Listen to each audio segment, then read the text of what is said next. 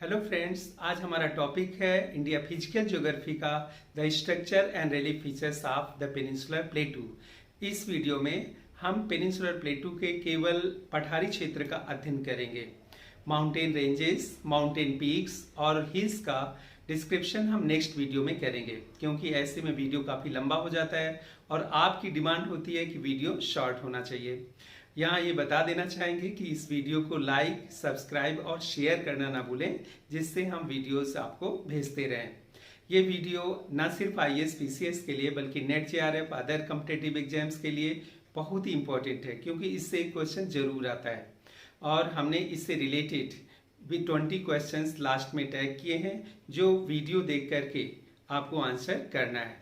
तो इसलिए अब हम स्टार्ट करते हैं। सबसे पहले एक मैप ड्रॉ करेंगे।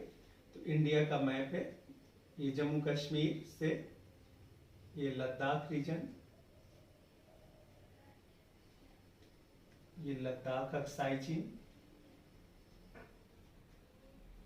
ये हिमाचल प्रदेश, उत्तराखंड, देन नेपाल। यहाँ आ गए जम्मू कश्मीर से पंजाब, पंजाब से Rajasthan, Thar desert, then Rann of Kutch आ गए।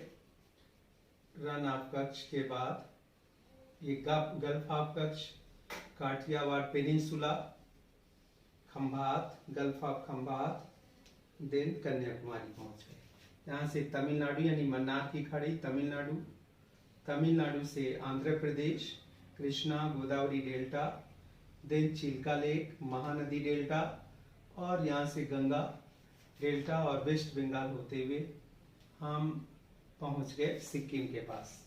और यहाँ से सिक्किम होते हुए ये भूटान की बॉर्डर से अरुणाचल प्रदेश, और अरुणाचल प्रदेश होते हुए ये म्यांमार की बॉर्डर, और यहाँ पर हम आ जाएंगे तो नागालैंड, देन मणिपुर, देन मिजोरम, और ये त्रिपुरा, त्रिपुरा के बाद मेघालय, और ये चिकन नेक के पास पहुंच गए। तो ये एक रफ मैप है, क्योंकि मैप बिना ज्योग्राफी अधूरी है। अब हम देखते हैं पेनिनसुलर प्लेटू। तो सबसे पहले तो हमें जानना है कि प्लेटू होता क्या है, यानी पठार किसे कहते हैं।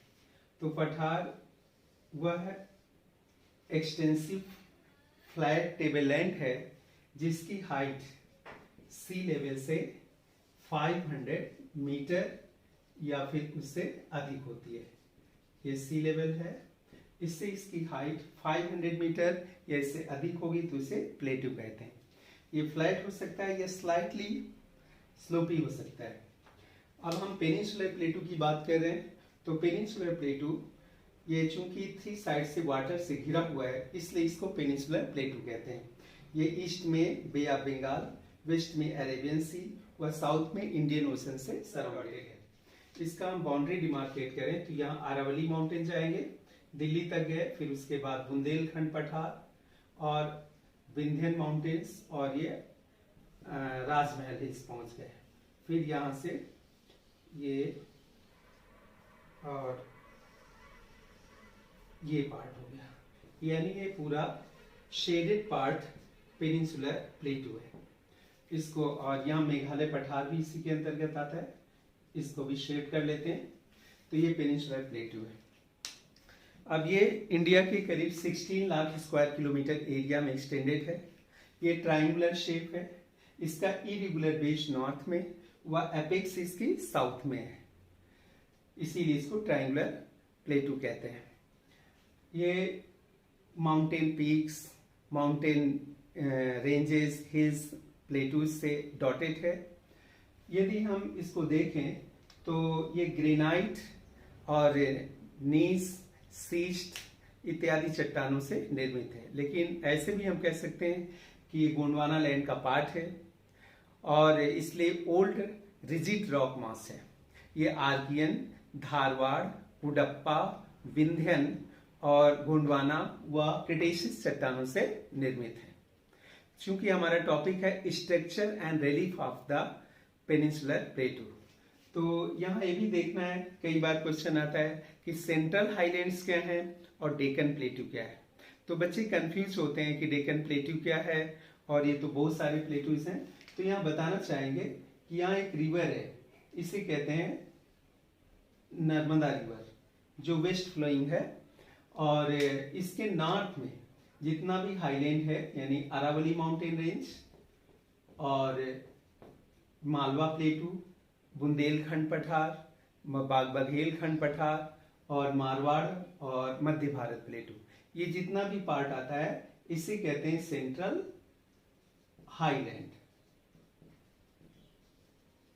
यानी मध्यवर्ती उच्च भूमि क्षेत्र। अगेन बता दें कि Aravalli mountains, Malwa plateau, Mewar plateau, Madhya Bharat plateau, Bundelkhand plateau and Baghelkhand plateau और विंध्यन माउंटेन्स, इनको सबको मिला के कहते हैं सेंट्रल हाईलैंड्स। नर्मदा रिवर के साउथ में जो महाराष्ट्र प्लेटू है और कर्नाटक प्लेटू, तेलंगाना प्लेटू, ये जितना पार्ट है इसको कहा जाता है, it is called as Deccan plateau. कई बार इसे डेक्कन लावा प्लेटू भी कहते हैं। तो ये डिफरेंस है। अब हम इसको, यहाँ चूंकि बहुत सारे प्लेटूज हैं इसलिए सेपरेटली हम स्टडी करेंगे। इसको रब कर देते हैं। तो यहाँ जो प्लेटूज हैं, जैसे ये काठियावाड़ पेनिनसुला है और दंडकार्णी प्लेटू, तेलंगाना और रायलसीमा कहते हैं, इस तरह बहुत सारा प्लेटू वाला पार्ट है। अब हम इसमें अलग अलग प्लेटूज बना करके डिस्कशन करेंगे। तो सबसे पहले हम चलते हैं, क्यों ना यहाँ मालवा प्लेटू से ही स्टार्ट किया जाए। तो ये मालवा प्लेटू है, ये यहाँ पर होगा, इसे कहते हैं मालवा प्लेटू। ये देखने में लग रहा है जैसे डोम शेप्ड हो और ट्रायंगुलर भी है, यानी गुंबदाकार है और त्रिभुजाकार है। यहाँ लिख देना चाहेंगे मालवा प्लेटू। तो ये पश्चिमी मध्य प्रदेश व दक्षिणी पूर्वी राजस्थान में विस्तृत है और लावा प्लेटू है, बेसाल्टिक लावा से बना हुआ है। और आप देख रहे हैं कि डोम शेप्ड है। इसमें जाना पावा हिल्स हैं और सीगर हिल्स हैं। जाना पावा पहाड़ियों से ही चंबल रिवर निकलती है। इसको देखने से ही पता चल जाता है कि दो तरह इसका जो रेडियल ड्रेनेज सिस्टम होगा। इसमें जो रिवर्स हैं, जैसे चंबल, केन, बेतवा, बहुत सारी रिवर्स हैं, सिपरा रिवर है, तो ये रिवर्स से नॉर्थवर्ड मूव करती हैं, यानी ये आगे जाके यमुना में मिलती है, यमुना गंगा में मिल करके बे ऑफ बंगाल का ड्रेनेज सिस्टम बनाती है। यानी मालवा प्लेटू का नॉर्दर्न पार्ट बंगाल की खाड़ी का अपवाह तंत्र बनाता है। तो हम ये क्वेश्चन पूछा जा सकता है कि निम्नलिखित में से कौन सा प्लेटू अरब सागर और बंगाल की खाड़ी दोनों का अपवाह तंत्र बनाता है, तो आप मालवा प्लेटू कह सकते हैं। ओके, यहाँ पर बहुत सारे धार्मिक स्थल भी हैं, जैसे महाकाल मंदिर है उज्जैन, बहुत कुछ है, राजा भोज, भर्तहरि, कालिदास की ये धरती है। यहाँ जो काली मृदा पाई जाती है उसमें अफीम बहुत होती है, नीमच इधर साइड में धार वगैरह रतलाम, तो अफीम होती है और सोयाबीन होती है, गेहूं बहुत अधिक होता है और कपास भी बोया जाता है। मालवा प्लेटू बहुत ही फेमस रहा। अब हम चलते हैं इसके उत्तर में, उत्तर पूर्व में, तो ये हमें मिल जाता है मेवाड़ प्लेटू। इसे हम मेवाड़ का पठार कहते हैं, मेवाड़ पठार लिखते हैं यहाँ, मेवाड़ प्लेटू। इसे मारवाड़ पठार भी कहा जाता है, यानी कहीं कहीं पे क्या लिखा रहेगा, मारवाड़ प्लेटू भी कहते हैं। ये कहाँ है, तो ये अरावली माउंटेन के ईस्ट में एक्सटेंडेड है और इसका स्लोप वेस्ट से ईस्ट की ओर है। ये लाइमस्टोन, सैंडस्टोन और शेल रॉक से निर्मित है। यहाँ बनास रिवर फ्लो करती है जो आगे जाकर के चंबल रिवर से मर्ज कर जाती है। इसकी हाइट 250 से 300 मीटर है। इसके ऊपर जाते हैं तो फिर हमें एक पठार मिलता है जिसे हम बोलते हैं मध्य भारत का पठार। ये है, इसे बोलेंगे मध्य भारत प्लेटू, मध्य भारत का पठार है। ये बहुत ही फेमस है। यहाँ चंबल रिवर बहती है चंबल नदी।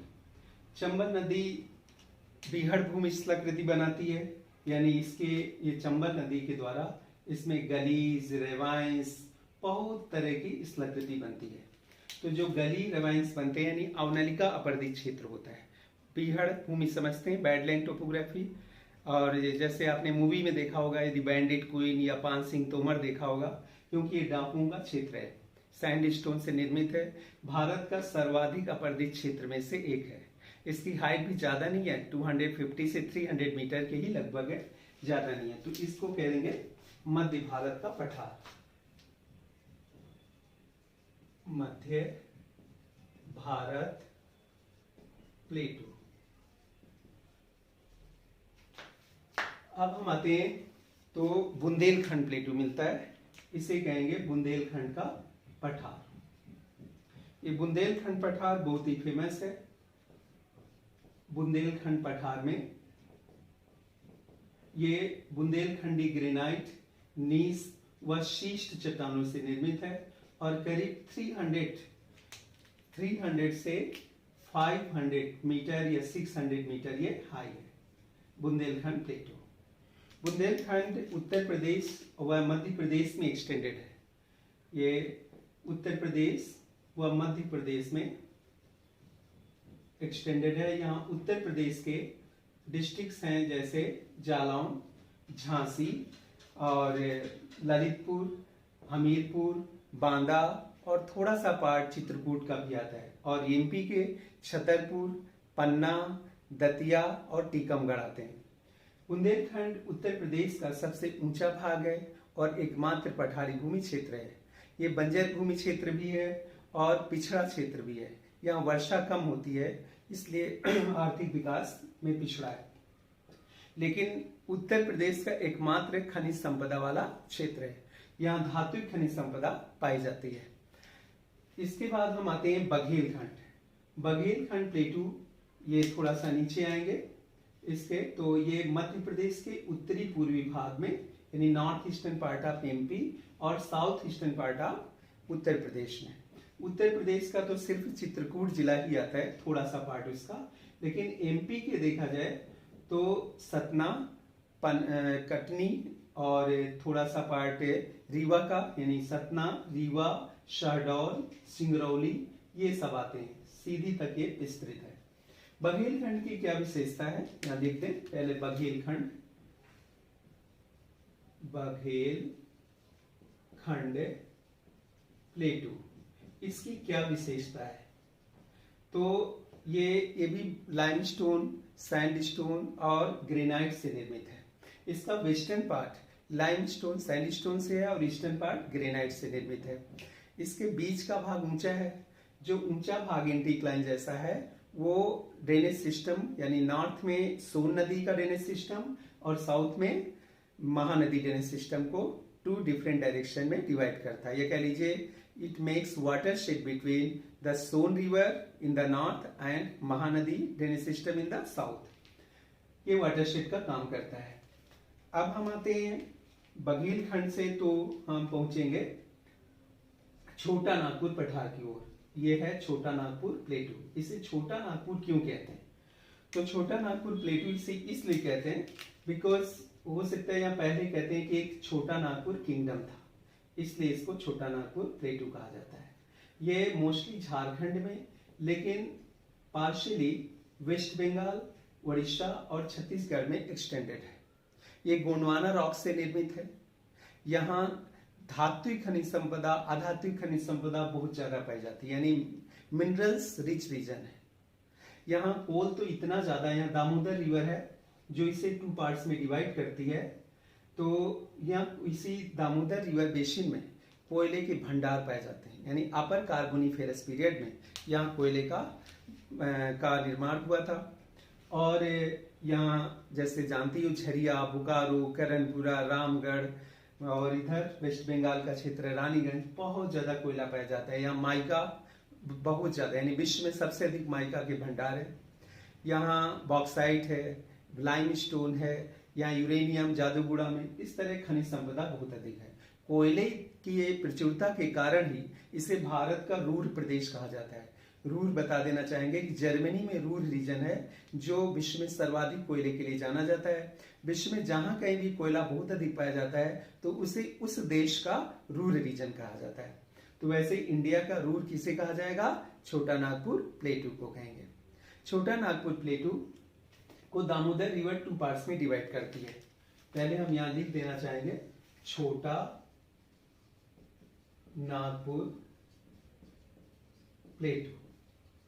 अब हमने बताया कि दामोदर रिवर इसे 2 पार्ट्स में डिवाइड करती है। इसके नॉर्दर्न पार्ट को, ये पार्ट है जो इसे कहते हैं हजारीबाग प्लेटू, हजारीबाग प्लेटू यानी हजारीबाग का पठार।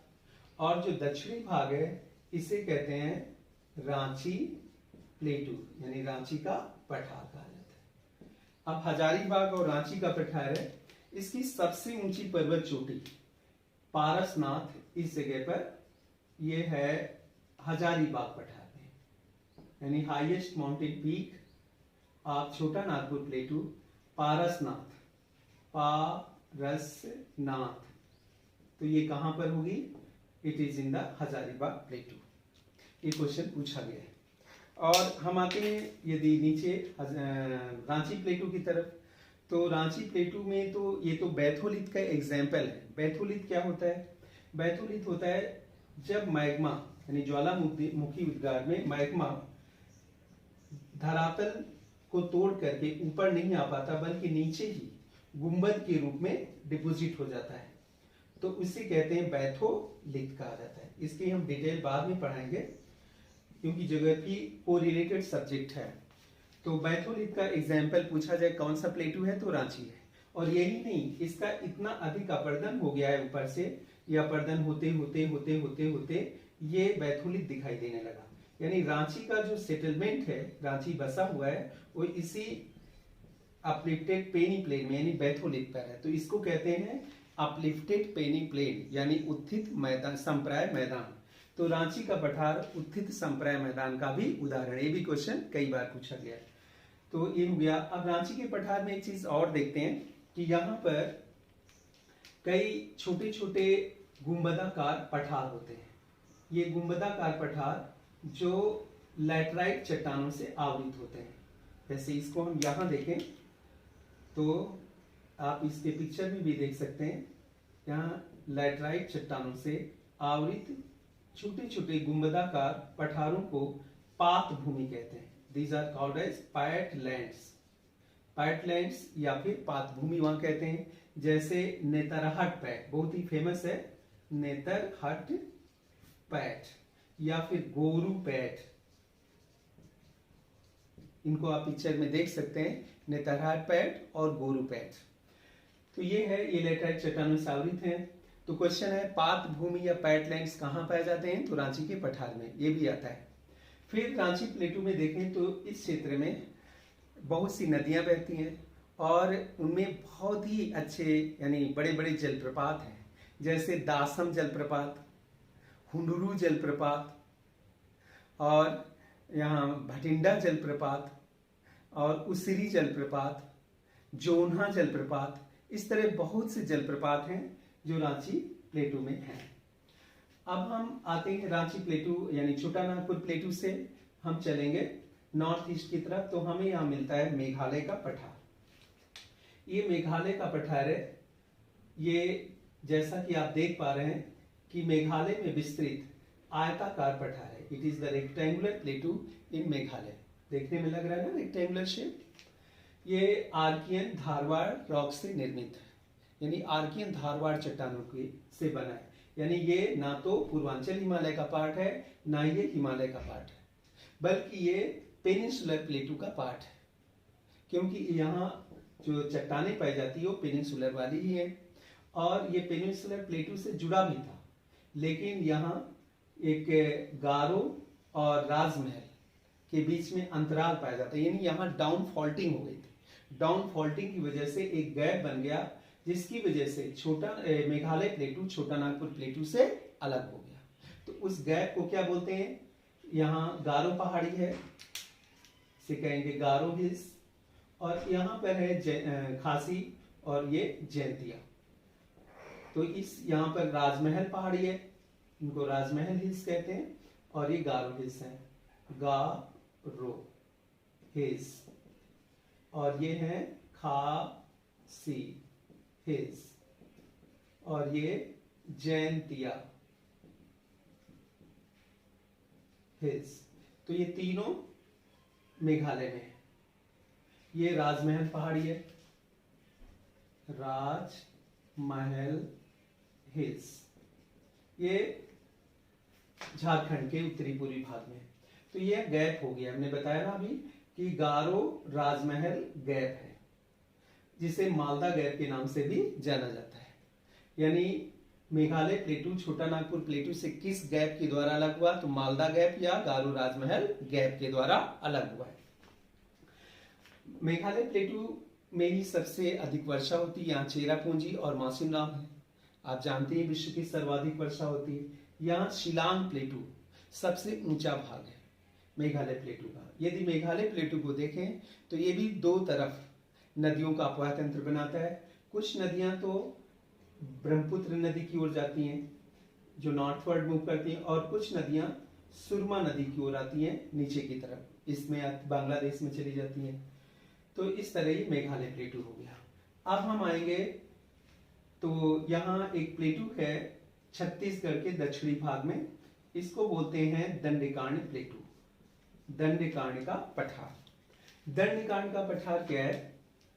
तो ये छत्तीसगढ़ के दक्षिणी भाग में, मोस्टली छत्तीसगढ़ में और पार्शियली उड़ीसा, आंध्र प्रदेश और तेलंगाना महाराष्ट्र में विस्तृत है। ये पश्चिम में अबूझमाड़ पहाड़ी और पूर्व में पूर्वी घाट के मध्य में विस्तृत है। यहाँ बस्तर का पठार है, बीच वाले पार्ट में क्या है? बस्तर का पठार। पहले हम लिख देना चाहेंगे यहाँ दंडीकार्णी पठार, दंडीकार्णी प्लेटू। जैसे इसको लिखना भूल गए, यहाँ मेघालय प्लेटू,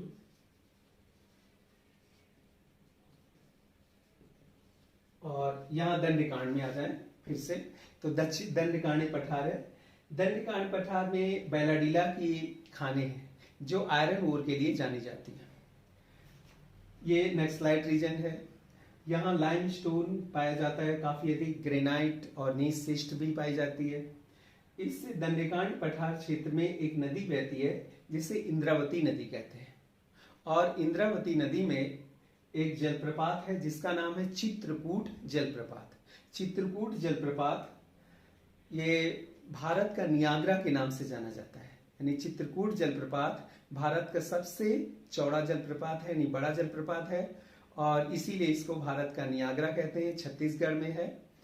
इंद्रावती नदी गोदावरी की सहायक नदी है, और नियाग्रा जलप्रपात यूएसए में इरी और ओंटारियो नदियों के, इरी और ओंटारियो झीलों के मध्य विस्तृत है, विश्व का सबसे बड़ा जलप्रपात। क्वेश्चन पूछा जाए कि भारत का नियाग्रा किसे कहेंगे, तो आपका आंसर होगा चित्रकूट जलप्रपात। अब हम आते हैं महाराष्ट्र पठार की ओर। तो ये महाराष्ट्र प्लेटू है,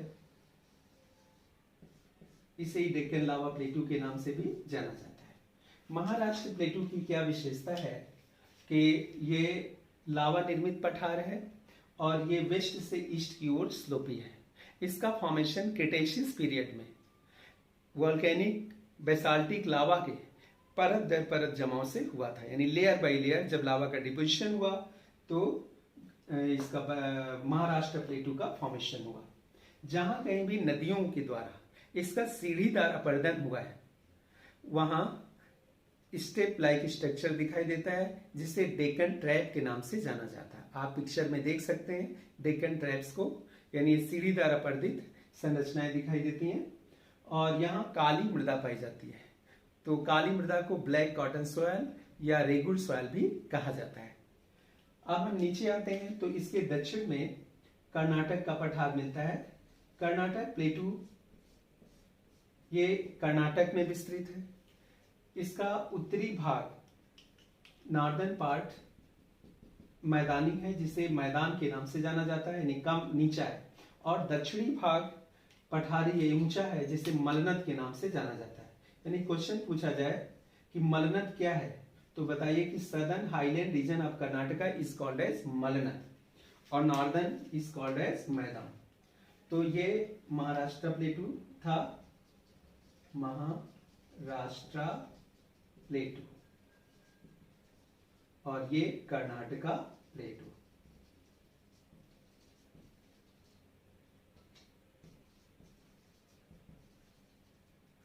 यदि आपसे पूछा जाए कि मलनद क्षेत्र कौन सा है तो आप क्या बताएंगे?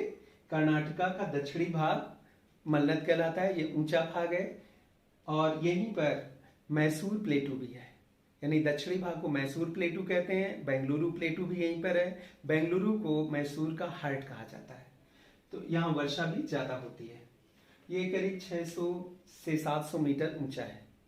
अब हम आते हैं तेलंगाना प्लेटू की तरफ। तो तेलंगाना प्लेटू, ये तेलंगाना में विस्तृत अर्धचंद्राकार पठार है। It is crystal shaped प्लेटू extended in the western part of Telangana. ये कुडप्पा, विंध्यन, धारवाड़, आर्कियन रॉक से निर्मित है। चूंकि ये वृष्टि छाया प्रदेश के अंतर्गत आता है, यानी it comes under rain shadow reason, that's why यहाँ रेनफॉल कम होती है। 50 सेंटीमीटर से ज्यादा रेनफॉल नहीं होती, इसलिए यहाँ सूखा पड़ता है, और फसलें सूख जाने के कारण किसान जब उपज नहीं होता तो उधार लेकर के सूदखोरों से उधार लेते हैं और किसी तरह से अपना काम चलाते हैं। सूदखोर ऊंची ब्याज दर पर इन्हें ऋण देते हैं। जब किसान ऋण नहीं दे पाते और फसलें भी सूख जाती, यानी देने का कोई साधन नहीं होता, तो प्रेशर में सुसाइड कर लेते हैं।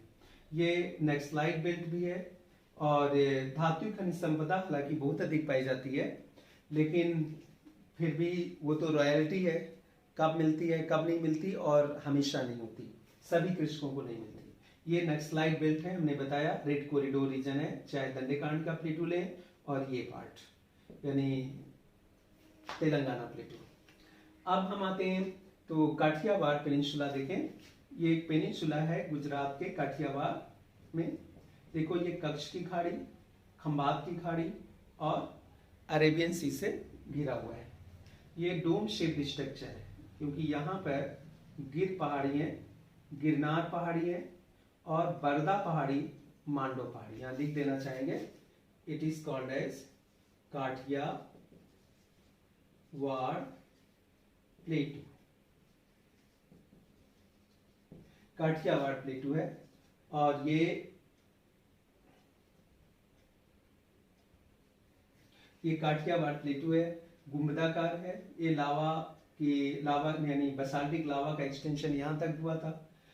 तो ये हमने पहाड़ी बता दिया। यहाँ गिरनार और बरदा और मांडव हिल्स पाए जाते हैं। ये भी एक प्रकार सा डोम शेप्ड प्लेटू ही है। तो ये हो गया पेनिनसुलर प्लेटू। अब हम देखते हैं पेनिनसुलर प्लेटू कितना इंपॉर्टेंट है हमारे लिए। तो पेनिनसुलर प्लेटू में मेटालिक और नॉन मेटालिक मिनरल्स पाए जाते हैं, इसलिए इंपॉर्टेंट है। जितने भी मोस्टली मेटालिक मिनरल्स इंडिया में पाए जाते हैं, चाहे आयरन हो, चाहे कॉपर हो, bauxite, nickel, cobalt, tungsten, gold, silver, tin और सीसा यानी लेड, जिंक, सब यहीं पर पाया जाता है।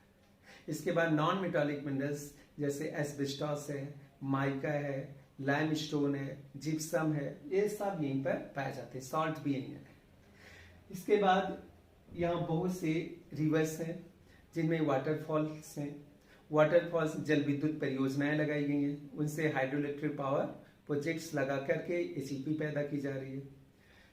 पेनिनसुलर प्लेटू में रॉक्स हैं, तो रॉक्स जैसे सैंडस्टोन्स हैं, मार्बल हैं और ग्रेनाइट हैं, वो काट काट करके भवन निर्माण यानी कंस्ट्रक्शन में उपयोग में लाए जा रहे हैं। जानती हो आजकल सब मार्बल कल्चर है, रेड फोर्ट हो, चाहे वो जामा मस्जिद हो, पहले भी यानी मेडिवल पीरियड, एंशियन पीरियड से लेके मेडिवल पीरियड और मॉडर्न पीरियड तक सब बलुआ पत्थर का बहुत ज्यादा यूज है। अब मार्बल और ग्रेनाइट ज्यादा आ रहा है। तो ये दक्षिण भारत में ही मिलता है। इसके बाद दक्षिण भारत में फर्टाइल सॉइल्स पाई जाती हैं, जैसे ब्लैक सॉइल है, ब्लैक कॉटन सॉइल्स है, कहीं लेटराइट भी है, बीच बीच में एलुवियल सॉइल्स भी पाई जाती हैं। तो ये फर्टाइल सॉइल्स हैं जिससे एग्रीकल्चर को फायदा होता है। दक्षिण भारत ये प्रायद्वीपीय पठार में डिफरेंट टाइप्स ऑफ वेजिटेशंस हैं। तो वनस्पति बहुत ज़्यादा होने के कारण इंडिया का 56% टोटल का 56% वेजिटेशन पेनिनसुलर प्लेटू में ही पाया जाता है।